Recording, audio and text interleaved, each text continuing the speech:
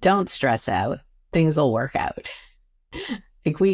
When you're younger, every decision you think is so monumental. If I take this job, if I don't, if I get promoted or I don't, if I get into this college or I don't, and you stress out about every single one, and you'll figure it out as long as you like work hard and you enjoy what you're doing and you're building new skills and you're building new relationships and friends. Like, might not turn out in the exact way that you thought it was going to, but it'll be okay. I think when we're younger, we just have to chill.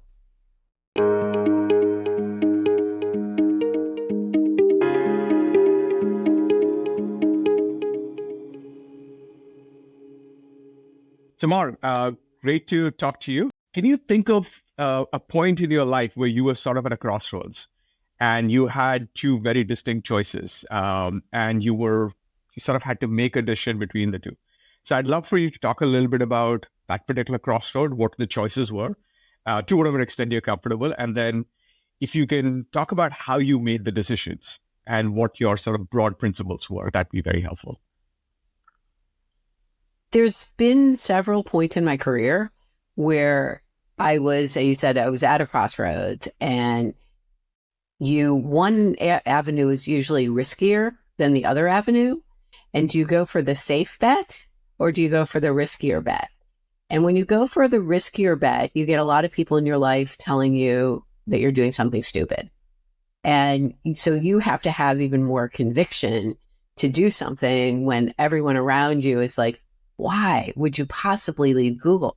Like, it is the most amazing place, or Intel, or wherever it is. So there's been a couple of points in my career where I've taken a leap that has been a non-obvious leap.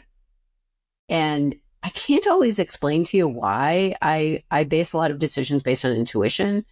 And the two things that I would say help me to make those decisions is, one is trying to look backwards. Say, if I stay in the same place I am for the next 10 years and look backwards, will I feel like I made the right decision? And that's very clarifying. If you say, okay, my life, I know this trajectory.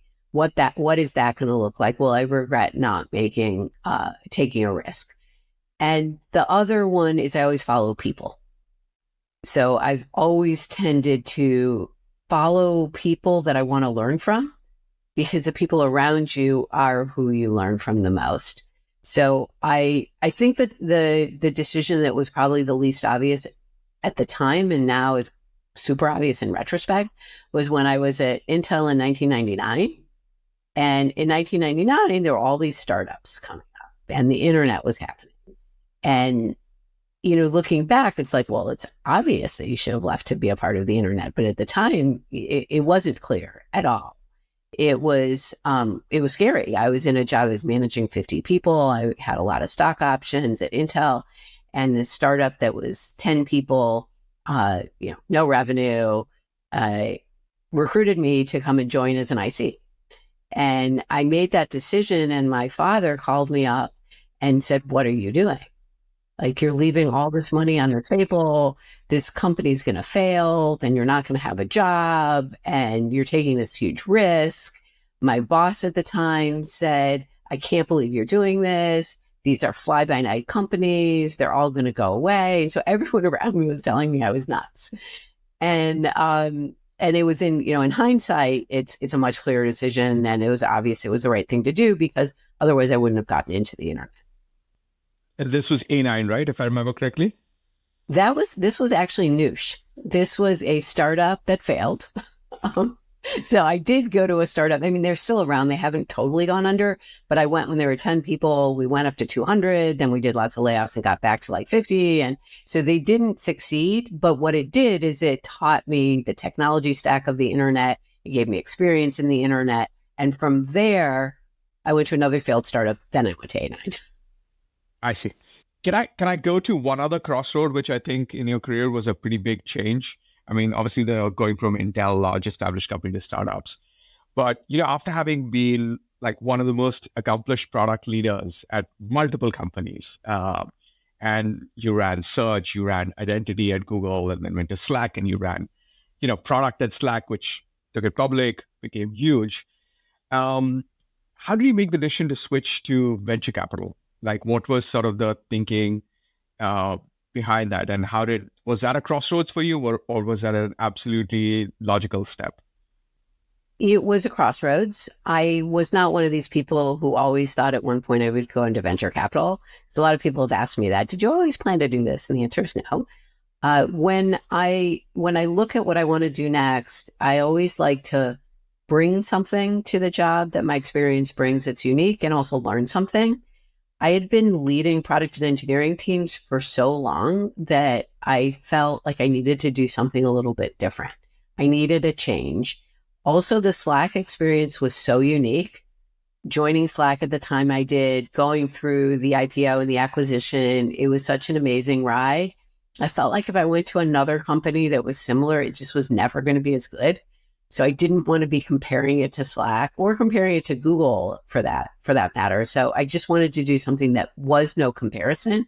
And also what I said before about people. So I had known one of the partners at IVP, I've known for over a decade. I served on a board with him, Retail Me Not, like 12 years ago, and we've kept in touch over the years. So you gravitate towards people, and he was one of the first people I reached out to and said, he was also an investor in Slack, which I do next. And so it was about learning new things. I'm gone into it with a beginner's mind, don't know anything about investing. I know a lot about operating companies, but not about investing. And so I wanted to learn a new trade and be able to view something that I've seen in the ecosystem a lot. I've been on boards with VCs, and I've been at companies that had VCs investing, but I'd never seen the other side. And I thought that would be really interesting. As you were thinking through these crossroads, like obviously the career lens makes a lot of sense. Like how did sort of your personal life and financial questions, do those influence these decisions in any way, and how did sort of that interplay happen? I've always been in a position that I wasn't worried about kind of my basic needs, and had picked, ironically, not because I knew it was going to be a lucrative profession, but just picked a profession where I always knew I could make a good salary. So the decisions that I made in my career were not financial. They were based on other criteria. So I never took a job because I said job A is going to make more money than job B. And if I would have tried to map out which would have been more lucrative, I would have been completely wrong. Because the way stock works, the way these companies happen, and when I went to Slack, everyone's like, it's overvalued, it's only going to go down. And I had no idea. And then you just kind of don't look back. So I made the decisions based on what I wanted to do and where I would learn the most. And some of them were poor decisions. Like the first startup I went to failed. And my stock options there were worthless. So not every decision was the right financial decision right then, but they build. And everyone says a career is not a ladder. It's like goes in twists and turns. And so that's more the rubric of, if you're learning new skills, you will always have those skills and you can always use them later. So that was what was much more important to me, to make sure that I would learn something new. In terms of like setting yourself up to be able to have that freedom, had you thought about it? Had you planned it? Or is it just something that you were, fortunate to be in that position to be, and therefore you kind of built off that platform? I've been in the lucky position where I've never been worried about putting food on the table. I went into computer science, not because I thought it was going to be a lucrative profession, because when I did, we didn't really understand that. It was before startups, before all of this. I just got lucky, but because I knew that I could always make a living, I could make my decisions based on where I would learn the most and what I would enjoy doing the most. Because if you're learning something, you're building skills, and you're going to be more valuable to any organization you work with in the future, even if that particular job you do as well. So I was very lucky to not have to make decisions based on which job I thought would pay more, because I think even if I did try and guess that, I would have always been wrong.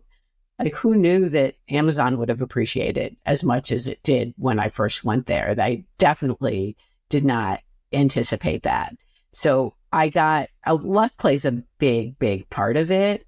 And so I always wanted to make sure that I could provide for my family and I could put my kids through college. But beyond that, I think the other thing about me, which Caesar, you and I talked about this a lot when we go to the Google offsites, I don't have very expensive taste. I'm not one who's like buying luxury cars, and that actually helps me because then I don't get locked in to meeting a certain salary. I can give up the big salary and go do something that I think I'll enjoy more. Tamar, you've been a phenomenal role model for many people, like myself included, many people in tech. But especially I've seen with many of the younger women in tech, there were women who would join your team because you led that and they looked up to you.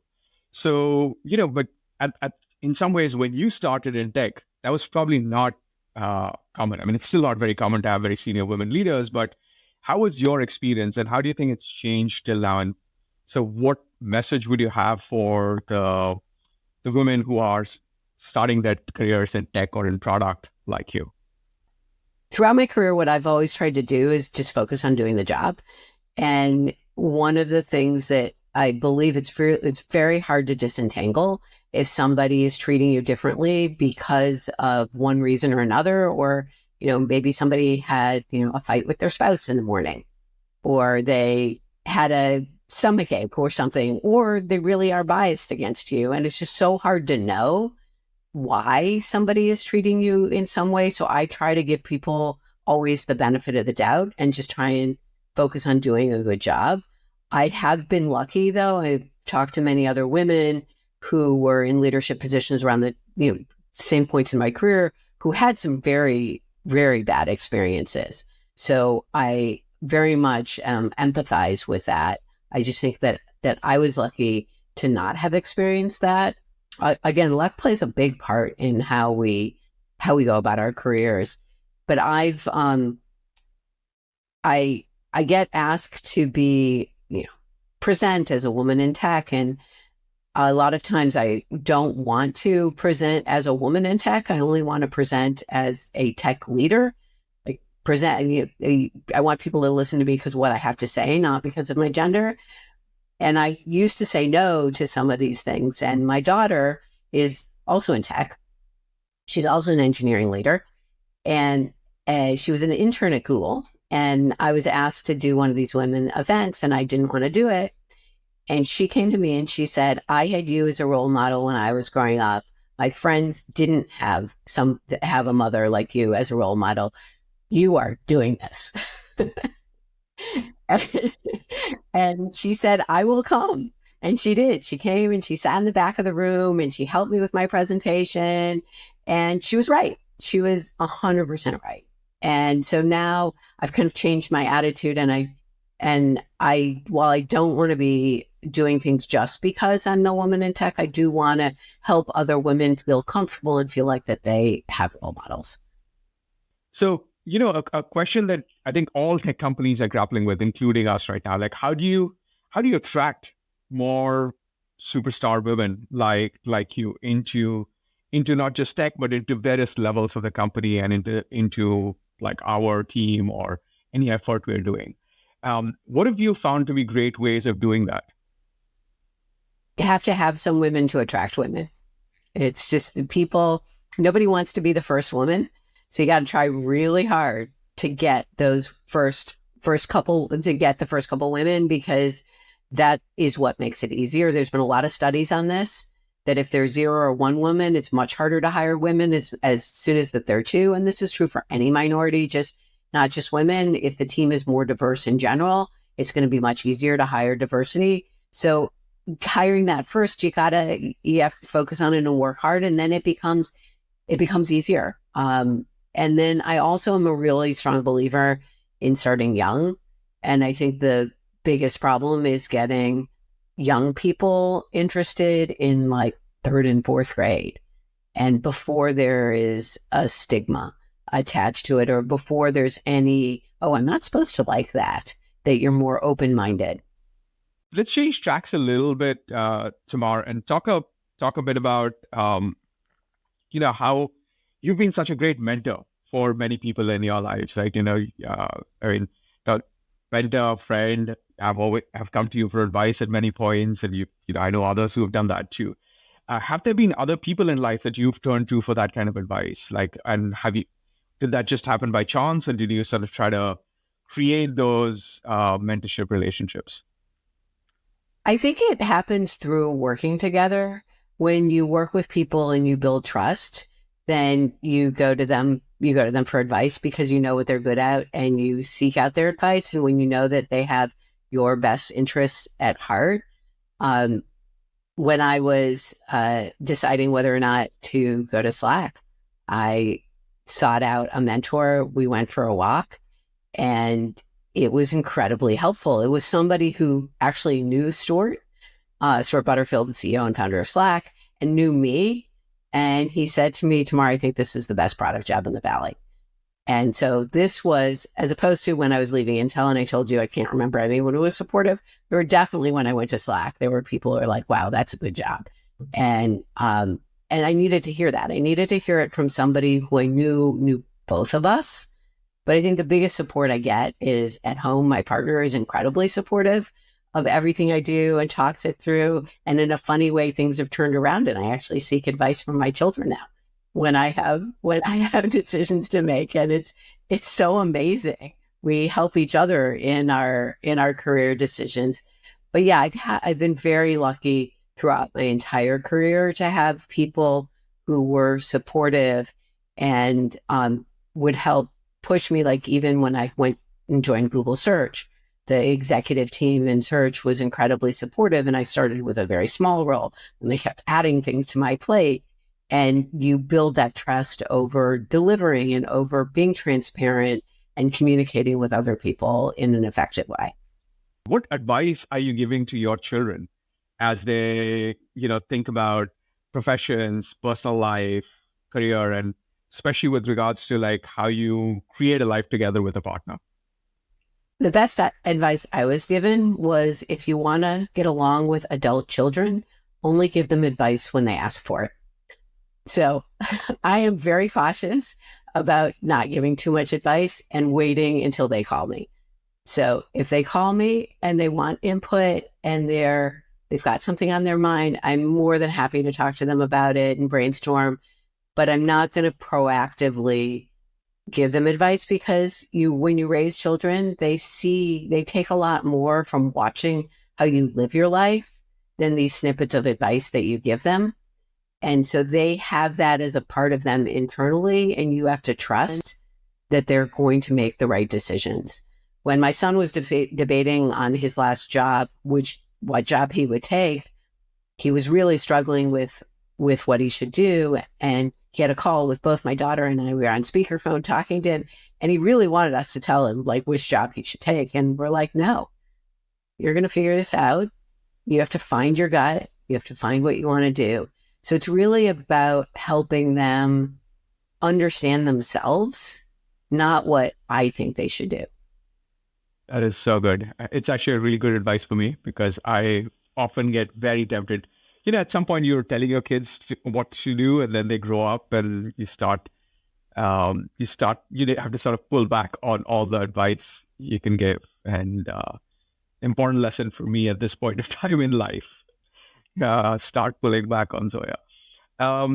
Great. Tamar, like if you were, since we're on the theme of advice, if you could say a few things to say the Tamar from 20 years back, what message would you send to Tamar 20 years back? Don't stress out. Things will work out.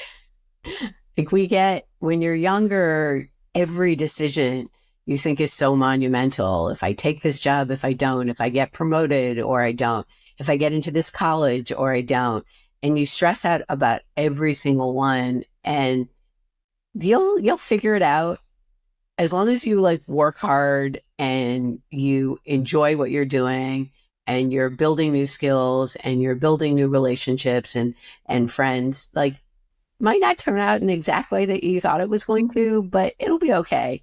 I think when we're younger, we just have to chill. Is that really the advice you would give to yourself? Because you've always been quite chill and very confident of like, at least from perceptions from outside, like you've been one of those people among our friend group where I see like you have a very calm and you kind of have this confidence that life will work out. Um, did you develop that or were you just projecting it very well? I've always been very calm. I'm not a I don't emotionally react, but I do think earlier in my career when I had setbacks or when I didn't get a job I wanted, I would take those things quite hard and be scared of, well, will I ever get a good job again? Like I didn't get that perfect job that I wanted. So I think definitely when I was earlier in my career, these things were more meaningful and were harder. That's a great message because I think people, as you get older, you realize things tend to generally work out if you're working hard. Um, so Tamar, what's the next 10 years look like? What are the next, last 20 years have been fantastic. What's going to be the next 20? I have no idea. One of the things that also is one of the things about my career is I've never planned my career. And any point in time, if you would have asked me, what do the next 5 to 10 years look like? I wasn't one of those people who had a plan. There are a lot of people who do have a plan. It's wonderful. That's great. That was never me. I was much more, let me heads down, do what I'm doing until I don't want to anymore. And so I find that I never would have predicted I wouldn't have predicted that I was going to end up living in California. Like that's a real shocker. So I wouldn't have predicted any of these things. So I'm excited for something to happen that I have no idea what it is. That is fascinating. And in terms of excitement, is there anything that's really exciting you right now that like makes you want to go deep into it and, it's like fully unlock it? Right now, it's going to sound cliche, but I'm really fascinated by the technological developments of AI. And I started my career, I got a master's in non-monotonic reasoning, which was like the AI of the time. And it was a completely different tech stack. It has nothing to do with LLMs or AI now. It just had the moniker of AI. And I worked at an AI research institute as my first job out of college. So I've been following along all of these developments of how the field of AI has changed over the years. Obviously at Google, we worked a lot with machine learning algorithms. I worked on Google Suggest. So I've been close to it, but not been an AI researcher. And the new developments and what that's going to unlock on the product side, I'm finding absolutely fascinating. That is true. It's such an incredible time. Like it's one of the first times in technology I look forward and like, I have no idea what's going to happen in the next 5 years. Like the pace at which technology is changing, it's evolving. Um, I was having this fascinating conversation with Zoya. She was like, okay, so, what are jobs going to look like? And no idea. No idea what's going to happen. It's super interesting. All I know is it's going to be very different. It's going to be very different. On that tone of difference and being confident with it, thank you so much, Tamar, for doing this with us and for being on Live Long and Prosper. You've been a great friend and someone I've deeply admired and respected over the years. So it was really wonderful talking to you and being able to bring you onto this podcast. Thank you, Caesar. Thank you for having me. It was a lot of fun, and good luck with this and the whole series. Thank you so much, Tamar. Okay, take care. Bye.